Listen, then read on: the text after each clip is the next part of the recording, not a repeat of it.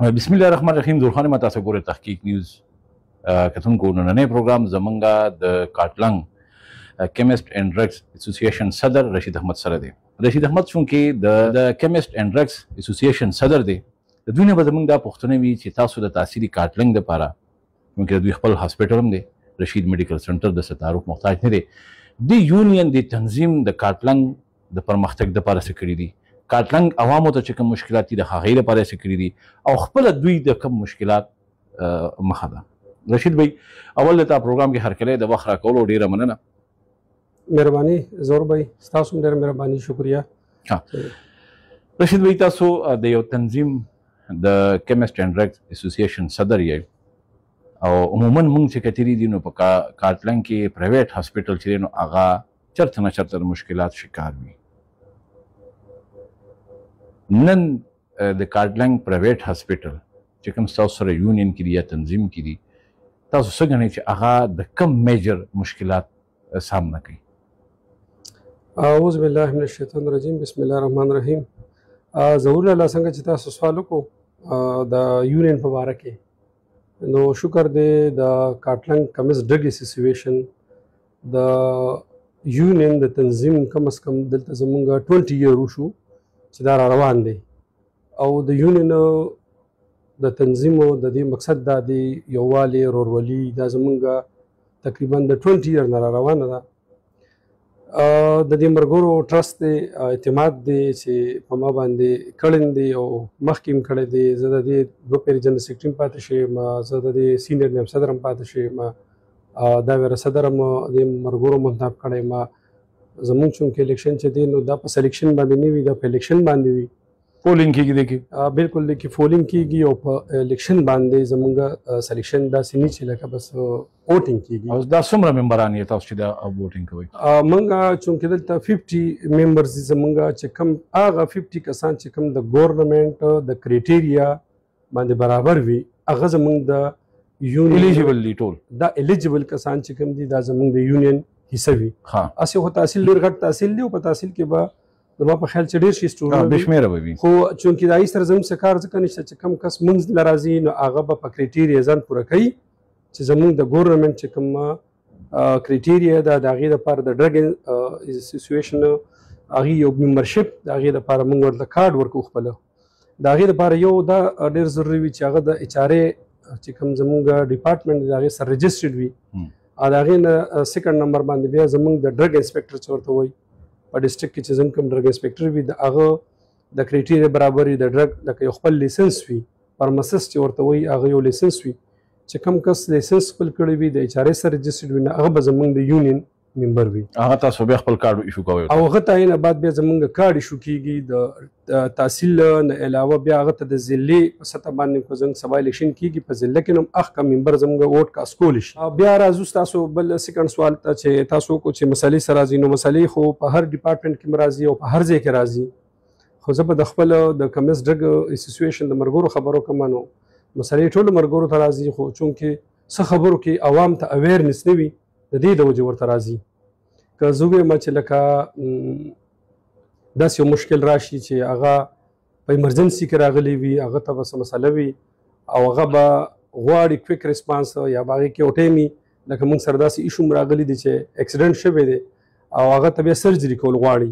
خو د دې یو خپل ټایم دی چې هغه ته به ته ام بي ایم موږ ورته وایو ناره باندې چې مریض کې 6 ګنټې نو دی به د هغې نه بعد اوټي ته شفټ کېږي او د ده به سرجري کېږي. چونکې خلک خو په خپل تکلیف وي، په بچي وي، مور وي، خور وي، په خپل درد کې وي نو هغه کوشش کوي چې یاره زر تر زره ماته شابه داسې وکړو، چونکې داسې کیدی نشي ځکه چې هغه کې بیا د اوټي کې د هغه د مرګ او ژوند مسله وي. نو د هغې دپاره موږ ماشوم دغه کړو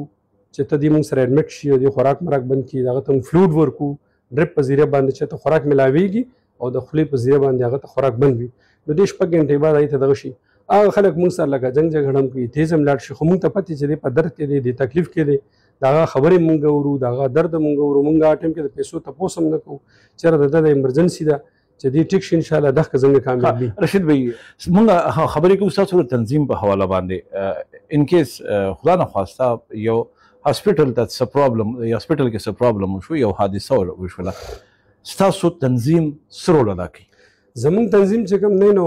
کله چې زه سلیکټ شوم نو الیکشن چې کله زمونږ شو هغې کې مونږ بیا خپله سیکرټري صاحب په وینا او د صدر په وینا مونږ د فرست دغه دا و چې په هغې کې مونږ یو کمیټي جوړه کړه د ډېر سینیر موسټ کسانو چې په هغې کې زمونږ 4 موسټ کسان دي چې څه مسله هم راځي نو هغه به لومړي کمیټې ته ځي دا 4 کسان چې دوی خپل هاسپټل دي د دې خپل زنګ سره ریلیټډ دي او زنګ سره په دې فیلډ کې هم دي او هغه زمونږ سینیر موسټ کسان دي هغه ما او سیکرټري صاحب په مشوره باندې سلیکټ کړله او د هغې مونږ خپل کیبینټ باقي چې څومره یونین د څومره حصه ده هغې ته هم دا خبره وکړله چې به کمیټې څه فیصله وکړه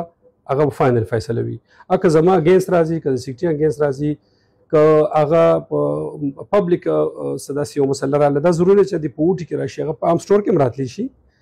میډیسن کې هم راتلی شي ایکسپایري هم راتلی شي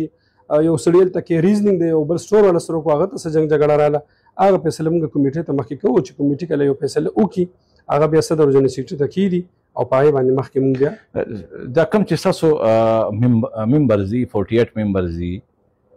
دې کې چې هر ځای کې چا سره د یو پبلک یو مریض مسله راغله نو هغه ستاسو سره رابطه کولی شي هغه تاسو ته راتلی شي یا هغه په کوم انداز باندې تاسو ته راتلی شي دا لږ وضاحت وکړئ بالکل هغه خو موږ د عوام ته هم ستاسو د دې شیشې په وساطت وایو چې تاسو ته مسله راغله نو مهرباني کوئ جنګ جګړه مه کوئ موږ خپل کسانو ته خدا ویلي دي عوام ته هم دا میسج ورکوو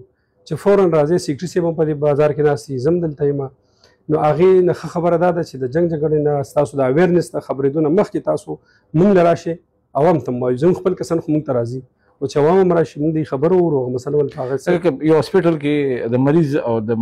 ډاکټر یا د میډیکل سټور کې یا د عملې سره څه مسله راشي نو هغه تاسو له راتګ پکار دی چې موږ ته راشي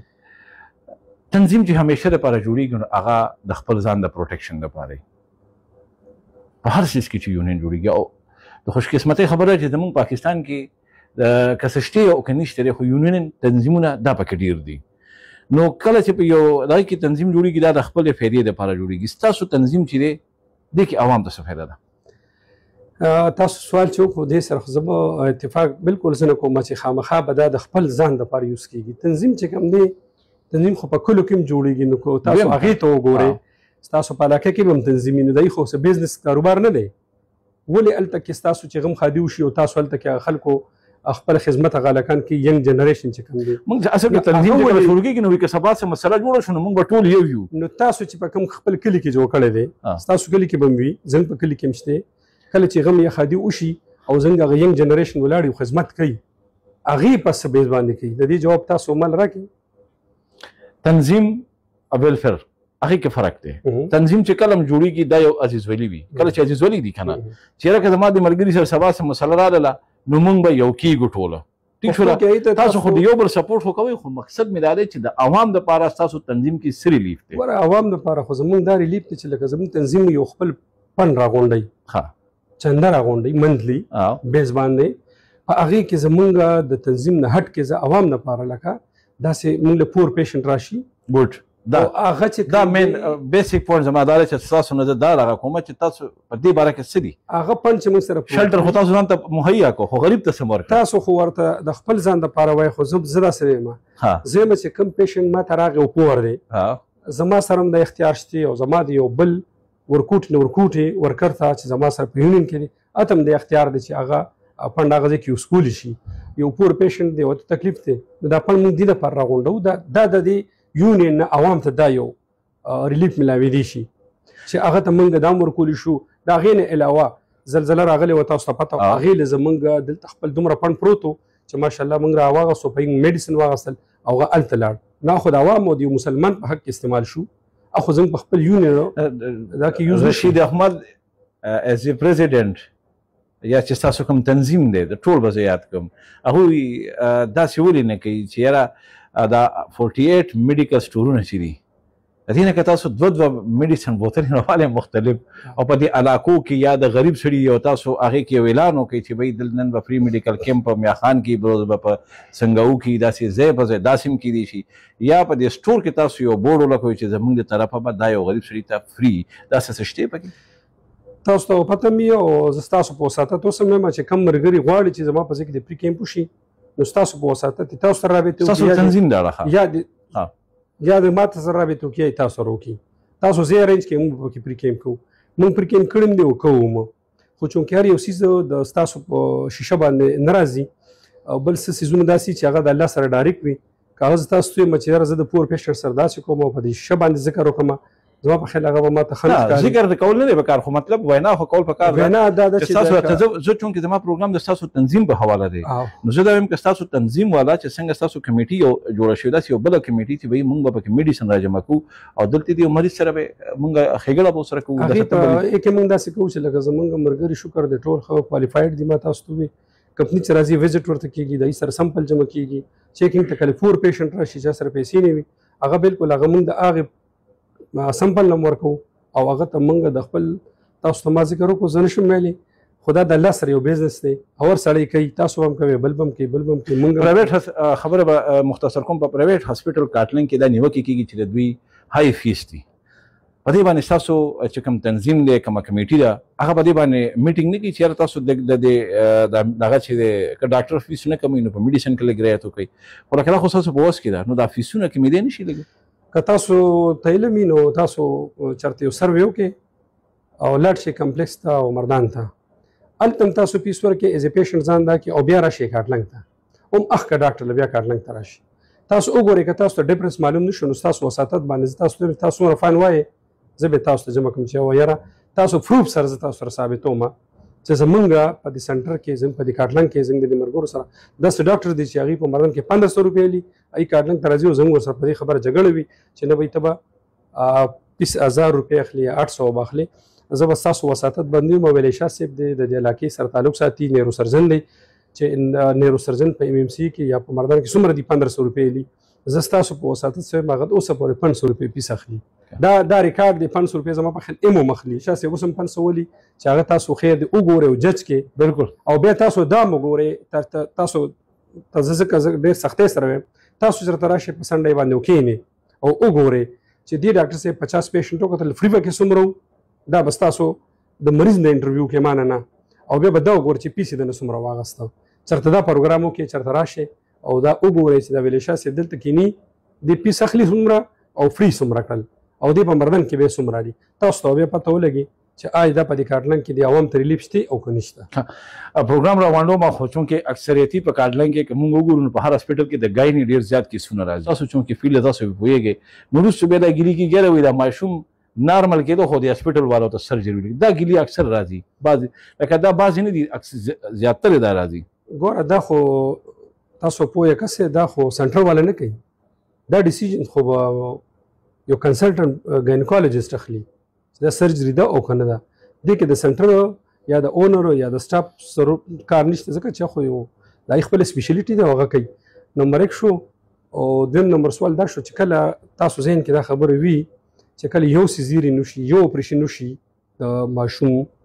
دا به سیکنډ خامخا اپریشن کوي دی به تړم کوي دی به فورم کوي د دغه بیا دی نه بار نارمل نه کېږي نو چې مریض راځي هغه یو اپریشن کړی هغه منټلی دې خبرې ته تیار زما اپریشن دی او که تاسو بیا وایئ چې لکه دا ولې نارمل نه کېدو دې سیزرین ته واړه نو دغه مریض بیا دغه ته د ماشوم خطرې طرف ته تللی شي لہذا هغه ته ډاکټر ته ایکسپلین کړي چې ستا اپریشن یو شوی د سیکنډ به ته مجبورن کړي په دې باندې ټوله دنیا پوهېږي زما په خیال چې کوم د میډیکل سره ریلیټډ دي په دې سیس پوهېږي عوام نه پوهېږي عوام کې دا اویرنس نشته چې زما یو اپریشن شوی سیکنډ موز دی مالا نارمل کېږي نارمل به پکې 50% کېږي خو 50% دغه زنانه دغه تکلیف ته غاړه نږدي چې نږدي ماشوم بیا د زور سره د هغه د مرګ او ژوند خبره وي هغه مریض بیا په خپله دې خبرې ته کنوینس شي او جوړ شي چې ما ته سیزیرین وکړي چې زما ماشوم بچ شي. صحیح شو رشید بھائی د وخت کمی د وجې پروګرام وګت شو being صدر د کیمسټ اینڈ ډرګز اسوسییشن د کاټلنګ څومره عوام چې دي هغوی ته تاسو څه میسیج ورکول غواړئ شارټ الفاظو کې؟ ضرور به د کاټلنګ تحصیل عوام ټول عوام ته زه دا میسیج ورکوم چې کاټلنګ ته څومره یو ښه پروجیکټ راوړي که هغه په هر مد کې وي که د کارخانې په مد کې وي که هغه د یو کاروبار په شکل کې وي A to Z چې څومره یو ښه پروجیکټ راوړي کاټلنګ ته کارخانې کولاوي دا نو هغه اپریشیټ کول پکار دي هغه کنټرول نه دي پکار چې هغه تاسو په تنقید په دغه باندې والي ځکه چې دا تحصیل زمونږ دی او دا تحصیل څومره په مخ پر وړاندې ځي په دې کې خلک په کار روزګار لګي نو زه یم چې هغه د میډیکل نه هټ کې نور هم څومره پروجیکټ راوړي کاټلنګ ته خلکو له داد ورکوي او اپریشیټ کوي چې کارتلنګ په مخ په وړاندې لاړ شي، زموږ تحصیل مخکې لاړ شي. شکر دی زموږ تحصیل یو ډېر ښه تحصیل دی، غټ تحصیل دی چې څومره پکې غټ غټ کارونه